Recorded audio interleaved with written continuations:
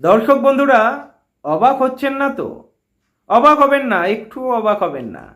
আগামী দিনে এইভাবেই দেখতে থাকবেন আপনারা, যেভাবে যোগদানের পর যোগদান, শুধু সিপিআইএম দলে নয়।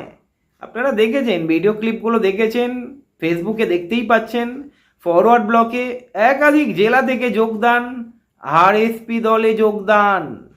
রেজিনগরে 200 জন তৃণমূলের কর্মী আরএসপিতে যোগদান করেছে।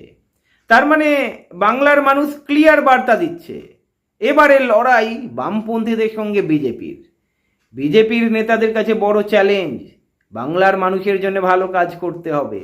যদি বাংলার মানুষের জন্য খারাপ কাজ করেন বা ওই তৃণমূলের মতো তোলাবাজ, দান্দাবাজ, লুটপাট, তাহলে কিন্তু বাংলার মানুষ তৃণমূলের মতো আপনাদেরও কোণঠাসা করে দেবে।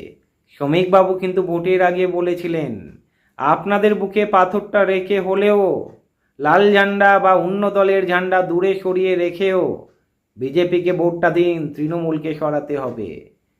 দুর্নীতির পর্দা কারা ফাঁস করেছিল বলুন তো?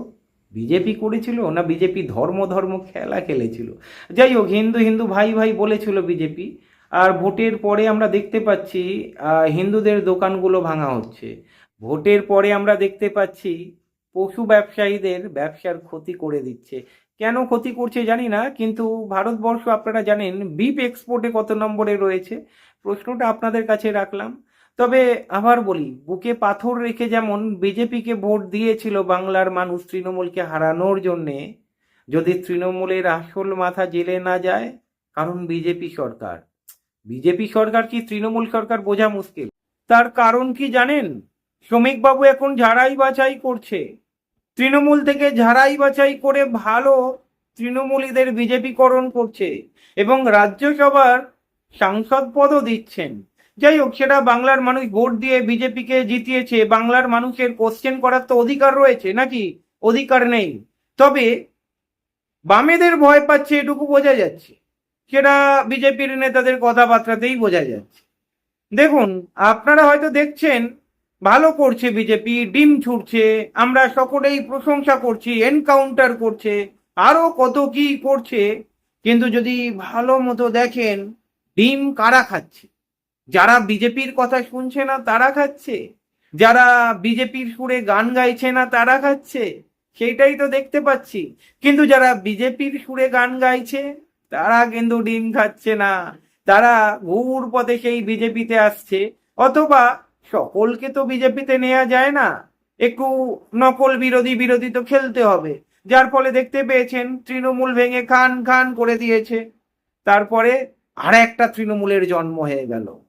দেখুন, যেভাবে বিজেপির নেতারা সিপিআইএম কে অ্যাটাক করছে, বোঝা হয়ে গিয়েছে বা বুঝতে পাচ্ছি যে বিজেপির একার দম নেই বামেদের বিরুদ্ধে লড়াই করার।